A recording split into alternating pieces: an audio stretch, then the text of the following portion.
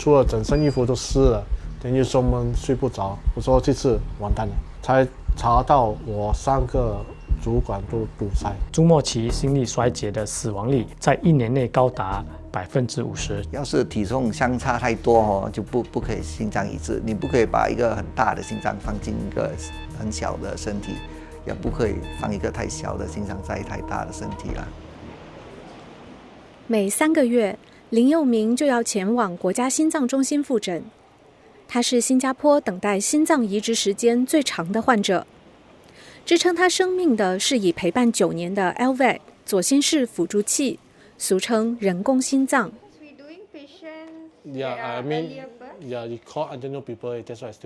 9年前，他常驻中国工作，在一次旅行中，危机到来。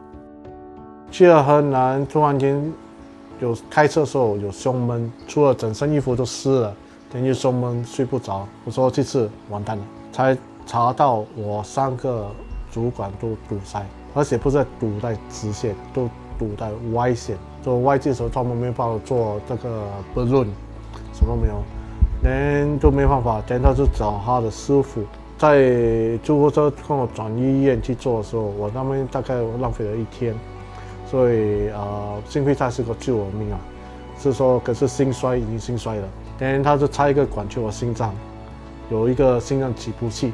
等我在 ICU 住了大概2个礼拜多。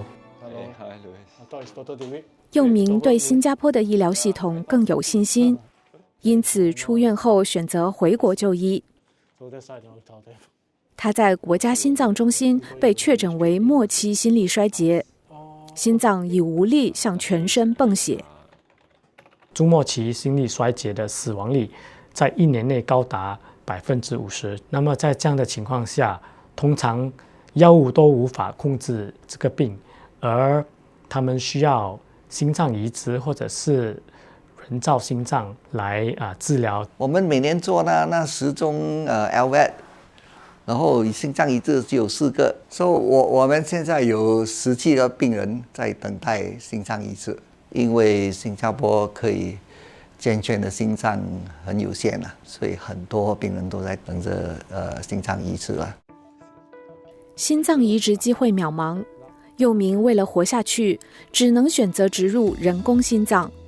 拜拜 ，See you next week later。中午我问过医生过，成功率有多少？95%以上。我跟10个里面做只有1个，可是那个不是做失败，是因为敏感。我就说，好吧，就做吧，你不要跟我讲了，什么都不要跟我讲，直接做，不要逃避，逃避是救不了自己了。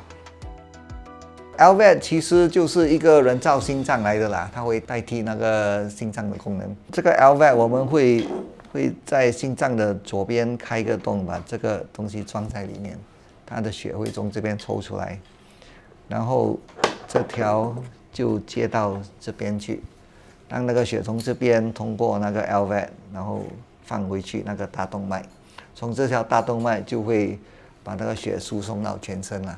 这边已经没有力泵的心脏就被这个人造心脏代替了啦。所以我在装这个 LVAD 的时候，大概2周我就出院。还没有做这个之前，我不能吃什么吐什么，等一直水肿，就不能睡觉。人家在睡觉，我一直在看窗口、看外面这些。装了这个，就好像给我第2人生。突然说头1、2个、3个月你不会习惯，等最后就变成普通人了。我能吃，我能跳。谢了。Hello Louis， 可以，好吗？好，很好。不过，人工心脏是机器，植入后并非一劳永逸，也需要长期维护。我会教病人跟家属他们怎么样启动那个机器，然后如果怎么换电源，还有呢怎么样去换那个连接线，他们得学会了之后才可以出院。在这个东西你看有三个口袋，2个口袋是电池，这是遥控器，我有这个槽就可以开关的，这是线固定槽，所以你的线也不会跑来跑去，你确定你的线槽是直接走啊。故意这边是 HE 是比较厚一点的，是为什么？人越来越重，大概2公斤嘛，有一个厚度会更好，所以不会觉得很疲累。这样，新加坡人工心脏的5年存活率约70%，和心脏移植的5年存活率基本一致。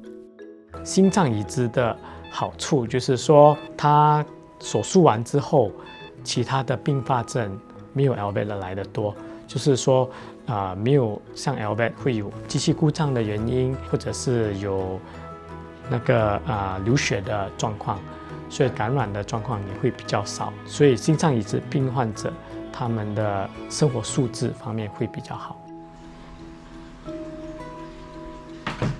目前，本地有17名病人在心脏移植等候名单上，佑明也是其中一个。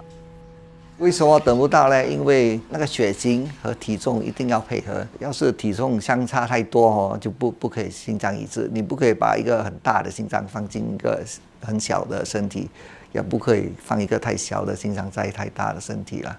所以理想的话是80公斤以下。差不多60到90公斤之间啦。Louis 的体型偏大，他是差不多100公斤左右。他本身我们也有教这些专业营养师和专业的物理治疗师来帮助他，而他也有尝试过一些药物来帮他减肥，但都不容易，因为他有左心室补助器，变成他背着一个电池还有电线的那个补助器，他无法做一些剧烈的运动，也无法去游泳也不能够跑步到满身大汗，所以在运动方面他吃了一点亏。为了能尽快接受心脏移植手术，佑明也彻底改变了自己的生活习惯。人家以前就叫我9王9仙，真的是9王9仙。我一个人可以喝到5个刀的啤酒，但洋酒可以真的喝大概4到7支。装了这个棒之后，没办法这样喝了，很自然是说变成好像健康的生活。在医院的时候那1个月出来就不抽烟了，自然戒了，很奇怪。抽了大概10多20年，一天大概是2、3包，可是在1个月里面可以戒掉。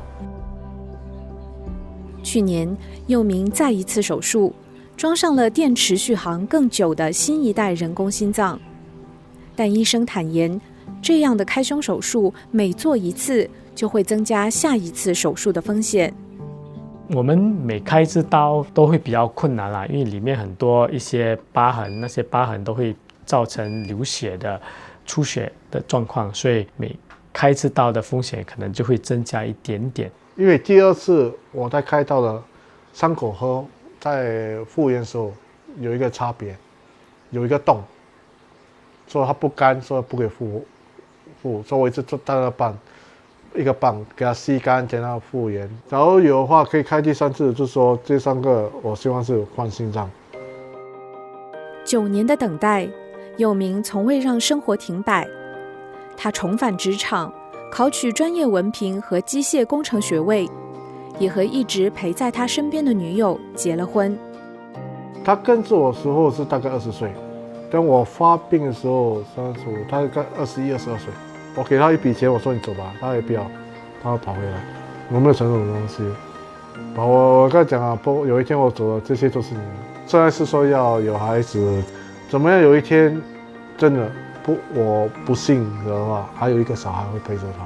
老实讲，是已经给了第2个机会，你还可以像普通人这样的生活，出去不用担心，只是多2个电池，1个遥控器。我自己已经10年了，我还希望我有另外20年。